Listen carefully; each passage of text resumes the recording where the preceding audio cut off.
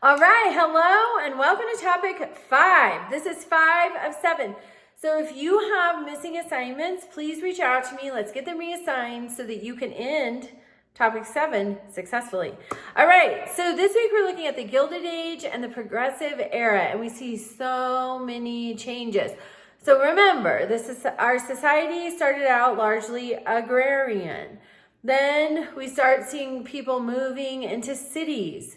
Then we have child laborers.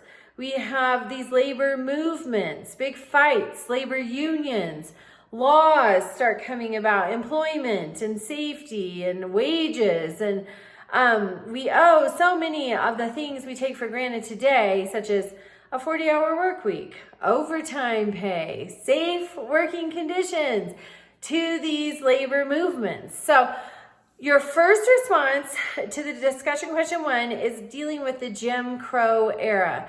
And the South takes most of the heat for that, rightfully. However, these actions were not just confined to the South. And the Jim Crow effort was to really prevent African American men, women did not yet have the right to vote, but men did, from voting. And so through literacy tests, so during the period of slavery, which is horrific, but slaves, I think it was illegal. I don't have that in front of me.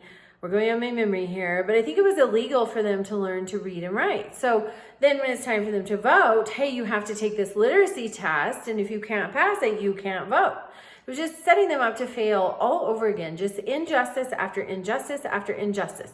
So then we see, for discussion question 2, we see the manifest destiny, and you're looking at one territorial acquisition that contributed to the United States becoming a world power. So lots of important movements and happenings in topic 5.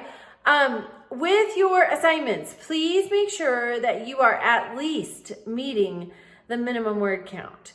And please make sure that you are at least utilizing the minimum number of sources. Sometimes people have a fantastic assignment, but they struggle with meeting the word count. And often I get to the end and there's only one source.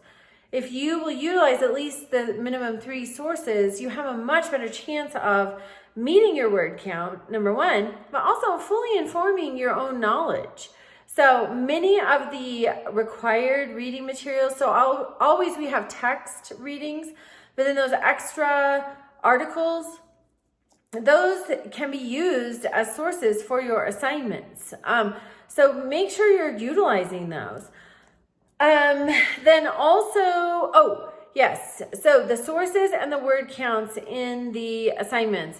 If you miss that word count in some assignments, you really cost yourself a lot of points. So just be on the lookout for that. Do thorough work, because then you know that your knowledge, you have secure knowledge. It's fully informed. It's not just a surface level, mess that might hang you up as you go on and become teachers. So, all right, reach out with questions and have a wonderful week.